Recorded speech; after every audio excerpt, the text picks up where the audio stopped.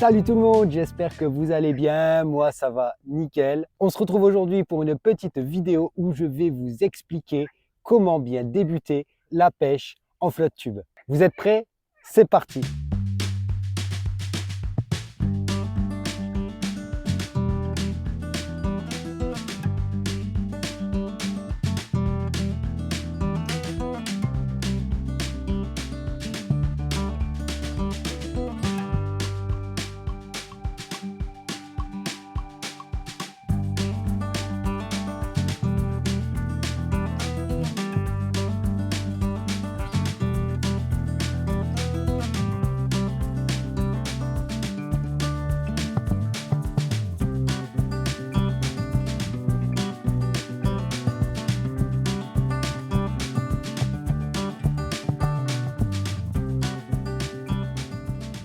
Mais avant d'aller plus loin dans cette vidéo, on va répondre déjà à une question. Qu'est-ce qu'un flotte tube? Alors un flotte tube, c'est une embarcation légère qui est obligatoirement gonflable. Et en fait qui va nous permettre de pouvoir maintenant, contrairement à quand on pêche du bord, ça va nous permettre d'avoir accès à tout le plan d'eau. On va pouvoir pêcher bien entendu les bordures, mais on va aussi pouvoir aller pêcher le milieu, le milieu du plan d'eau ou de la rivière. On va aller pouvoir justement pêcher les cassures, on aura accès à tous les postes possibles et imaginables, même ceux qui ne sont pas abordables à partir de la bordure. Il faut maintenant savoir qu'il existe deux types de flotte tubes. On a les flotte tubes dits à chambre à air, comme celui que j'ai là actuellement avec moi. Donc en fait, le flotte tube à chambre à air, lui, comme son nom l'indique, il possède plusieurs chambres à air qui lui permettent de flotter. Donc généralement, on retrouve un boudin à droite, un boudin à gauche. Moi, comme sur ce modèle-là, j'ai un boudin au niveau de l'assise, un boudin au niveau du dosseret. Mais voilà, ça marche à système donc de chambre à air. Généralement, ces flotte tubes-là sont beaucoup plus économiques au niveau en fait de l'achat. Ils coûtent nettement moins cher qu'un flotte tube en PVC, donc le deuxième type de flotte tube. Par contre, ils sont quand même relativement plus fragiles. Le flotte tube en PVC, lui, malheureusement, je n'ai pas de modèle en PVC, je ne peux pas vous en présenter un, mais c'est un modèle qui, lui, ne possède plus de chambre à air directement. En fait, on le gonfle à haute pression. Un peu, en fait, on va dire, c'est un peu comme une sorte de mini Zodiac. Il a vraiment la même matière et ils sont généralement beaucoup plus robustes, possèdent une meilleure glisse, permettent aussi un poids de charge beaucoup plus important. Enfin, beaucoup plus important, on va dire peut-être de 30 à 40 kg, mais vous allez voir que ça peut avoir sa différence quand même, qu'un flotte tube à chambre à air. Et surtout, l'avantage de ces flotte tubes en PVC, c'est aussi qu'ils sont quasiment tous motorisables. Malheureusement, le tarif du PVC en général est quand même nettement plus cher. On va dire à peu près pour un PVC, vous allez compter entre minimum 350 € pour un PVC entrée de gamme et vous pouvez monter jusqu'à 800-900 € pour certains modèles. Alors que celui en chambre à air, généralement, on va commencer avec un budget à 100-150 € pour uniquement le flotte tube. Vous allez pouvoir réussir à vous procurer en fait votre premier flotte tube en chambre à air et donc on va dire commencer à avoir votre première petite expérience. Et moi personnellement, ce que je vous conseille quand vous débutez, si vous ne savez pas si vous allez aimer ou pas la pêche en flotte tube, parce que c'est quand même très particulier par rapport à la pêche du bord, à ce moment-là, c'est de partir plutôt sur un chambre à air, au moins la première année, histoire de voir si vous aimez bien, et ensuite, pourquoi pas, à l'avenir, si vous adorez, passer sur un PVC. Maintenant, pourquoi se mettre à pêcher en flotte tube? Alors, pêcher en flotte tube a quand même énormément d'avantages, notamment déjà de pouvoir pêcher tout le plan d'eau en entier. Concrètement, comme je disais tout à l'heure, contrairement au bord où on est limité aux bordures et encore aux bordures accessibles, et bien là, il n'y a plus de questions à se poser par rapport à l'accessibilité des lieux de pêche. On prend le flotte tube, on le gonfle, on le met à l'eau et je peux aller pêcher là en quelques coups de panne. Je peux aller de l'autre côté du lac, je peux aller là-bas, je peux aller faire les baies, je peux aller faire le milieu du lac, les cassures, je peux aller pêcher près du barrage. Je peux concrètement tout faire grâce à un flotte tube. La deuxième raison aussi, c'est déjà qu'on peut emporter plus de matériel que quand on pêche du bord. Alors quand on pêche du bord en général, on va avoir un sac à dos, on va avoir allez, une à deux cannes. Alors moi je ne supporte pas pêcher avec deux cannes du bord, c'est vraiment de l'emport. Enfin, j'aime bien pêcher assez léger quand je pêche du bord. Là, par contre, en flotte tube, c'est super parce que concrètement, alors déjà, je peux mettre au moins facilement 4 ou 5 cannes grâce au support de canne. Puis ensuite, avec les bacans, je peux mettre au moins 4 boîtes de leurre dans certains bacans. Plus avec le bacan arrière, je peux remettre encore d'autres leurres. Je peux me remettre encore un autre bacan et remettre encore 4 boîtes. Donc vous voyez, en fait, je peux apporter avec moi au bord de l'eau facilement 8 boîtes de leurre. Je peux emporter aussi de la nourriture, je peux emporter un kawaii, je peux emporter plein de choses. Tandis que du bord, malheureusement, tout doit tenir dans un sac à dos. Et je vous dis qu'à la fin de la journée, je pense que vous savez, pour ceux qui pêchent du bord, à la fin de la journée, quand on se charge, on le paye au niveau des problèmes de dos, des maux de dos. C'est vraiment pas agréable du tout. Là, maintenant, avec le flotte tube, honnêtement, vous n'êtes plus embêté avec l'emport de matériel. Troisième avantage, c'est aussi de pouvoir apprendre et se perfectionner en fait dans la technique dite par exemple de la verticale. C'est une technique qui est impossible à faire du bord. Vous ne pouvez pas faire de verticale du bord réellement, à moins que juste à vos pieds vous avez directement une cassure. Mais croyez-moi, sinon vous ne pouvez pas pêcher en verticale depuis le bord. Ici en flotte tube, vous pouvez vous mettre à cette technique. Et croyez-moi, une fois qu'on a goûté à cette technique, mine de rien, on a du mal à s'en passer. Autre avantage aussi de la pêche en flotte tube, c'est la gestion des combats avec les poissons. On s'est tous retrouvés en fait avec cette problématique quand on pêche du bord, de pêcher entre deux arbres et d'avoir le poisson directement qui se barre dans l'obstacle et où on a énormément de mal. En fait, on ne peut pas changer l'angle, on ne peut pas bouger en fait pour essayer de l'extirper de là. En flotte tube, on peut en fait. On peut pêcher. Et une fois qu'on a le combat, on peut même continuer à se déplacer avec les palmes. On peut en fait, si on voit qu'il va partir vers un arbre, on peut réussir à bouger notre angle pour en fait l'en empêcher, chose qu'on ne peut pas faire du bord. Et un dernier avantage encore, c'est déjà le fait qu'on perd nettement moins de leurre en fait. Maintenant, c'est fini. Quand vous envoyez votre leurre et qu'il s'accroche sur une petite branche, quand vous êtes du bord, vous êtes obligé limite d'enlever le pantalon et d'aller dans l'eau pour aller le chercher. Là, non. Là, en fait, vous vous déplacez, vous arrivez en flotte tube, vous allez enlever, vous mettez la main dans l'eau, vous enlevez le leurre, vous faites décrocher le leurre et vous ne le perdez plus. Alors, je ne dis pas qu'on n'en perd plus du tout, mais on en perd quand même nettement moins que quand on pêche du bord. Moi, je me souviens, quand je pêche du bord, ça m'arrive de temps en temps d'en perdre un ou deux par session de leurre. En flotte tube, j'en perds un ou deux tous les 15 sessions. Donc, c'est vraiment aussi un avantage, mine de rien, qui est un avantage économique.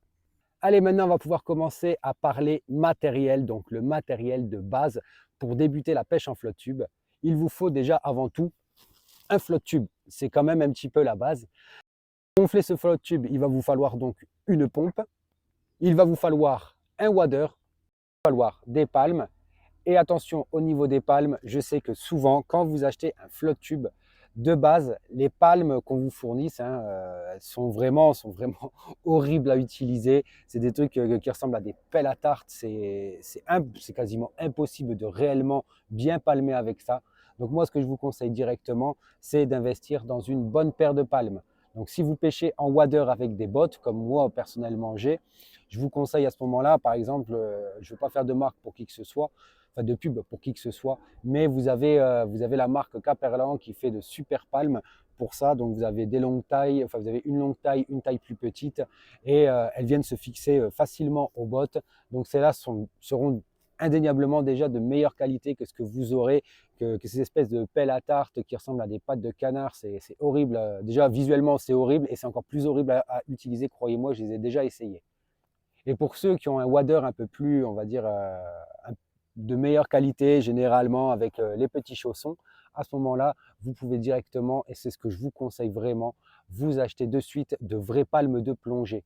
Ce sera nettement mieux et vous verrez en fait en pratiquant que mine de rien, les palmes, ça fait énormément dans la fatigue que vous allez ressentir au moment en fait de votre session et surtout à la fin de la session.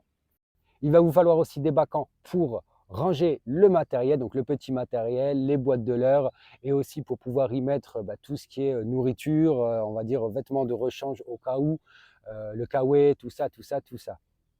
Et pour terminer, une chose qui est très très importante, il va vous falloir pour commencer aussi un gilet de sauvetage. Donc voilà, ça c'est on va dire le matériel de base, le matériel qu'il faut minimum avoir pour commencer la pêche en flotte tube. Ce que je peux aussi vous conseiller fortement en matériel de confort, ce sont des mousquetons. Ce sont des choses qui ne coûtent pas cher et qui vont vous permettre de pouvoir accrocher par exemple l'épuisette, de pouvoir accrocher les palmes. Moi j'accroche toujours mes palmes à un mousqueton en fait quand je me déplace avec le flotte tube, quand je l'ai sur le dos comme ça en fait ça me laisse les mains libres pour pouvoir prendre autre chose en matériel. C'est pareil, j'ai aussi un mousqueton aimanté pour pouvoir en fait accrocher directement l'épuisette. Et puis ensuite, de toute façon, grâce au mousqueton, vous pourrez accrocher aussi d'autres accessoires tels aussi un accessoire de confort qui est vraiment pas mal, surtout pour les pêcheurs de percidés ou pour toute personne qui pêche en concours, c'est un vivier flottant. Ça, un vivier flottant, c'est vraiment très pratique. Quand vous pêchez la perche, vous savez tous que quand on remet le poisson à l'eau, en général, il a cette tendance à aller prévenir les copains, les copines, et à ce moment-là, le banc s'éteint complètement. Là, ça vous permet en flotte tube de pouvoir, grâce à ce vivier, de pouvoir en fait placer vos poissons à l'intérieur et de pouvoir continuer à pêcher tranquillement et enchaîner le reste du banc. Alors pour ceux qui aiment pêcher avec de l'électronique, bien entendu, vous pourrez y mettre un éco-sondeur et aussi surtout vraiment en matériel de confort quand vous allez commencer à vouloir pêcher de grandes étendues ou alors des fleuves, des rivières à fort courant. Vous pourrez y ajouter aussi un moteur électrique. Alors ça, c'est principalement quand même mine de rien réservé aux flotte tubes qui sont en PVC, car eux ont des supports de plaques, enfin on peut y mettre des supports de plaques qui permettent de pouvoir mettre un moteur électrique dessus. Mais maintenant, il y a Decathlon qui fait en fait le fameux moteur MTR. Donc derrière le flotte tube, il y a une base en fait où on peut glisser un petit moteur. C'est un petit moteur avec une hélice et en fait avec un système de câblage, ça revient ici. Là, vous avez un petit vous avez un petit variateur et l'avantage, c'est qu'ils vendent cette base qui peut être donc adaptable quasiment maintenant à tous les flotte tubes qui sont à chambre à air. Et ça, on va dire maintenant carrément, ça change la donne. Et croyez-moi, ce petit moteur électrique, alors c'est sûr que sur des petits plans d'eau type petits étangs, les petites gravières, ça ne sert pas à grand chose. Mais par contre, les jours où vous allez pêcher des grands lacs, le jour où vous allez pêcher des fleuves, des grandes rivières, que vous allez avoir besoin en fait, ou même les jours où il y a énormément de vent, croyez-moi, ce genre de moteur, il va vraiment être très appréciable et vos jambes vous en remercieront. Donc forcément, tout ça, ce sont des matériels de confort. Alors moi, ce que je vous préconise plutôt, c'est de commencer déjà avec le matériel de base. Peut-être en matériel de confort, directement vous prendre quand même un support de canne pour pouvoir justement embarquer plusieurs cannes. Et ensuite, avec le temps, avec aussi ce que vous recherchez à la pêche et les milieux surtout que vous pêchez, là, à ce moment-là, vous pourrez bien entendu prendre ou pas plus de matériel de confort. Ça, ce sera vous qui choisirez avec l'expérience que vous allez acquérir et surtout vos besoins. Allez, il est temps de passer maintenant aux petits conseils que je vais vous donner. Donc, on se met à la place d'un débutant. C'est la première fois, ça y est, vous avez gonflé votre flotte, vous avez monté tous vos équipements. Et là, ça y est, c'est le moment de se mettre à l'eau. Alors déjà, premier conseil que je vais vous donner, c'est déjà de commencer par un tout petit plan d'eau. Ne cherchez pas de suite à faire des grands lacs, ne cherchez surtout pas pour commencer à faire des rivières où il y a quand même un peu de débit ou des grands fleuves où il y a de la navigation dessus. Moi, je vous conseille plutôt pour la première fois, au moins juste pour essayer, même si c'est qu'une heure ou deux, de commencer par un tout petit étang, histoire en fait de prendre vos marques. Parce que mine de rien, vous allez voir que c'est très déroutant. Pareil, la première fois que vous y allez, surtout si vous le pouvez, n'y allez pas seul. Allez-y toujours accompagné d'une personne qui est habituée, qui a de l'expérience en flotte tube et qui va pouvoir en fait vous conseiller et au cas où vous allez, au cas où vous seriez en train de un peu stressé, un peu paniqué, au moins il sera là pour vous rassurer, pour vous donner quelques conseils en direct. Donc voilà, ça c'est un conseil aussi que je vous donne, n'y allez pas seul. Autre petit conseil aussi que je peux vous donner, mais ça je pense que de vous-même vous le feriez aussi, sans que j'ai besoin de vous le répéter, c'est en fait d'y aller surtout quand la météo est agréable et éviter d'y aller les jours de grand vent pour commencer bien entendu parce qu'après vous verrez que par vous-même, avec l'habitude vous allez commencer à savoir gérer le vent, tout ça, mais surtout la première fois que vous y allez, allez-y sur une météo qui est plutôt agréable, donc ensoleillée, surtout évitez la pluie parce que vous allez voir que la pluie, mine de rien, c'est quand même désagréable. C'est déjà désagréable du bord la pluie, mais en flotte tube, c'est tout aussi désagréable, honnêtement. Donc voilà, choisissez bien votre météo, une météo qui est ensoleillée, pas forcément trop chaude, hein, mais au moins ensoleillée, sans vent. C'est l'idéal. Autre petit conseil forcément, quand vous commencez, la première fois ou au moins la première heure, restez assez près de la bordure quand même. Restez toujours assez près de la bordure quand vous débutez, pour juste le temps au moins d'apprendre à manœuvrer avec le flotte tube.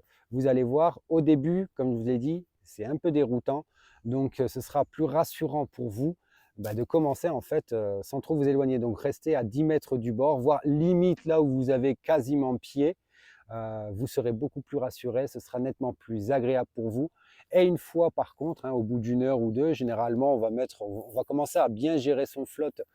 Si tout se passe bien en une heure ou deux, et bien une fois que vous savez bien gérer votre flotte tube, là, à ce moment-là, c'est bon, on enlève les petits trous, on y va, on fonce vers le large, faites ce que vous voulez, allez où vous voulez.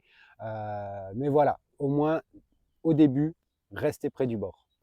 Autre conseil, et pas des moindres, vous verrez, quand vous pêchez en flotte tube, dans un des baccans, mettez-y toujours au moins une boisson. Que ce soit de l'eau ou que ce soit une boisson chaude type café ou thé ou ce que vous aimez en boisson chaude, peu importe, ayez toujours ça avec vous.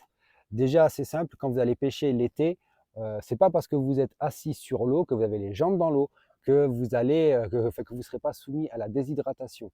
Et croyez-moi, il n'y a rien de plus agréable de commencer à être déshydraté en plein milieu d'un plan d'eau, en plein milieu d'une session de pêche. Donc, profitez du fait que vous pouvez avoir une bonne capacité d'emport et prenez des victuailles. Pareil, prenez toujours quelques petits trucs à grignoter, soit un sandwich, soit des barres de céréales, soit même des gâteaux, enfin bref, parce que si vous commencez à fatiguer et à avoir une hypoglycémie en plein milieu de l'eau, vous serez vraiment bien content, vous repenserez à ce que je suis en train de vous dire et là au moins vous allez voir, le fait d'avoir à manger avec vous, ça va vous redonner un petit coup de boost et ça peut vous éviter de faire un malaise en plein milieu de l'eau parce que là mine de rien en flotte tube, si vous faites un malaise, ça peut vite mal tourner. Autre conseil aussi, et surtout pas des moindres, celui-là, toujours avoir de quoi vous protéger la peau. Que ce soit déjà, ça c'est un truc qui est indispensable, mettez dans un bacan de la crème solaire. Concrètement, ça ne prend pas de place. Ça peut vous éviter, et vous verrez très vite en fait, les coups de soleil que vous pouvez choper en flotte tube, c'est pas pareil que du bord. Et privilégiez aussi, ayez toujours avec vous, dès que vous pêchez et qu'il commence à faire bon, de sortir des maillots anti-UV comme celui-ci, ainsi qu'un tour de cou. J'ai toujours un tour de cou. Alors le tour de cou, je vais vous faire voir. En fait, ça vous permet aussi de vous protéger le visage des rayons du soleil. Vous allez sûrement être surpris, mais il m'est arrivé de prendre de méchants coups de soleil en plein mois de mars quand je pêchais des spots privés pendant la période du pré-spawn du bass, de rentrer chez moi avec les mains quasiment rouges écarlates. Et pourtant, il y avait un peu de soleil, mais il ne faisait pas chaud. Croyez-moi, les mains, elles ont pris et le visage, je suis rentré, j'étais rouge écarlate. En fait, c'est le même principe que le ski. Concrètement, c'est pas parce qu'il ne va pas faire chaud que vous ne choperez pas de coups de soleil. Et c'est très, très, très désagréable d'être brûlé. Je pense que vous connaissez tous, vous avez déjà tous chopé des coups de soleil dans votre vie au moins une fois. C'est vraiment pas agréable. Et là, s'il vous plaît, pensez à ça.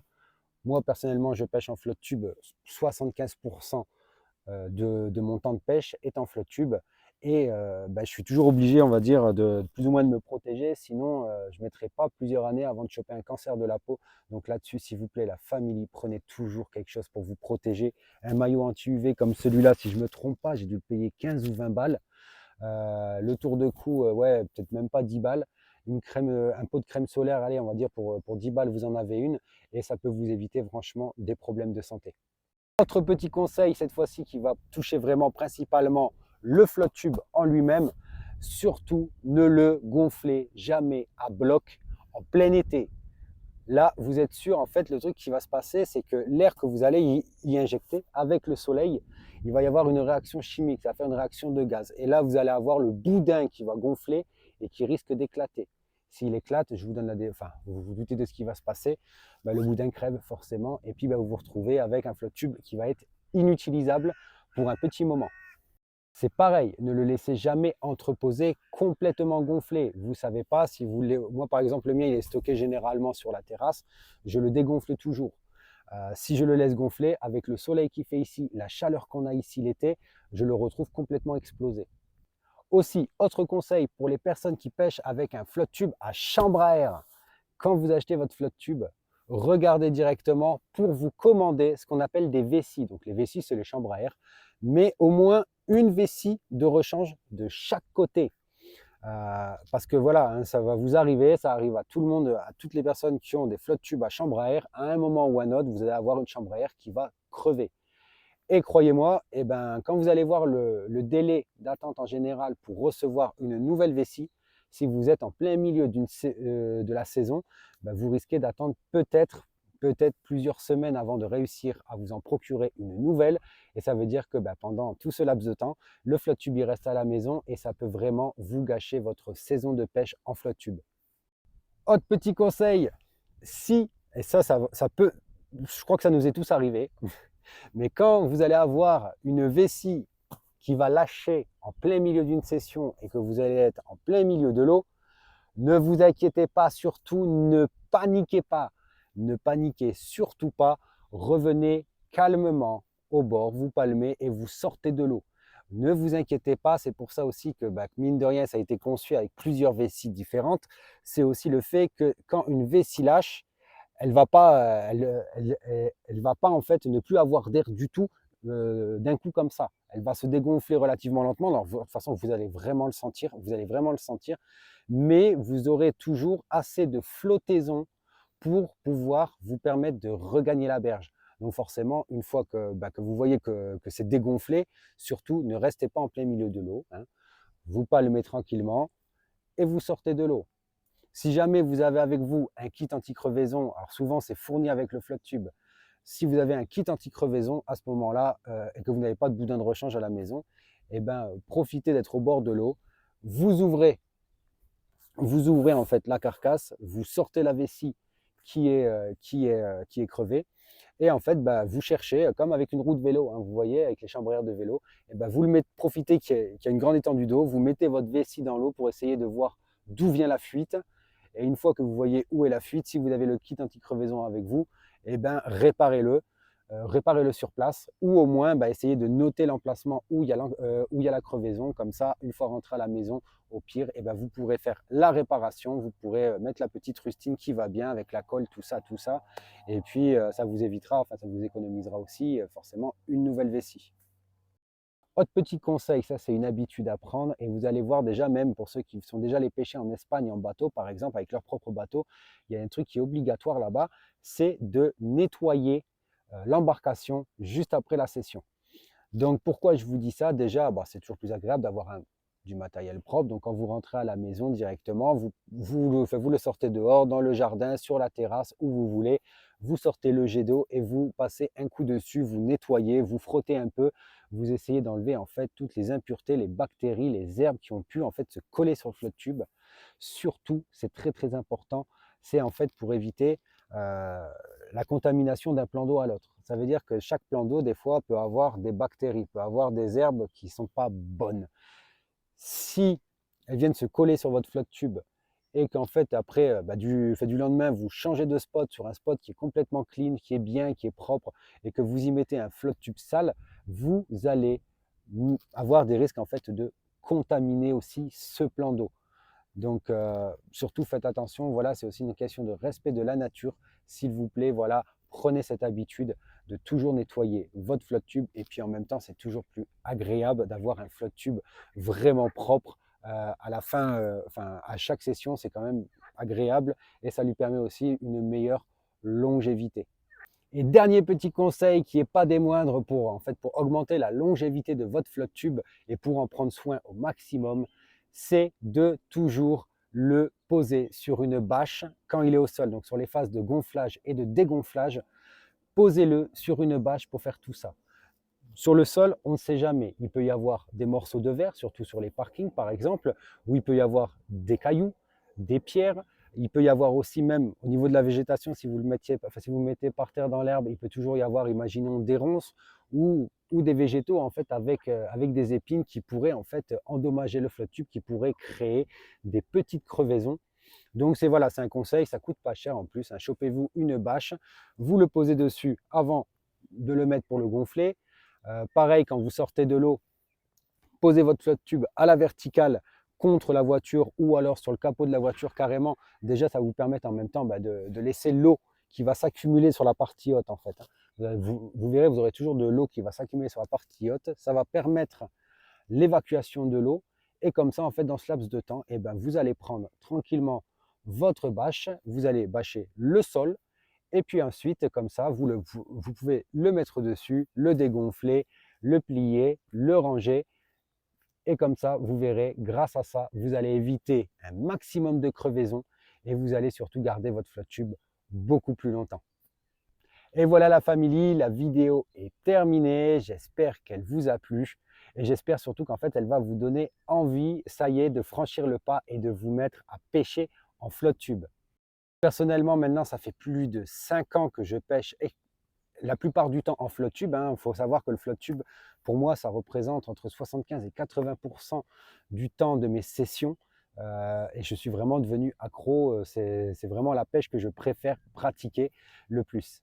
N'hésitez pas à me poser des questions dans les commentaires, hein. J'ai peut-être oublié des choses. Donc, n'hésitez pas à me poser des questions s'il y a des choses qui vous viennent en tête, si vous avez besoin de plus de conseils.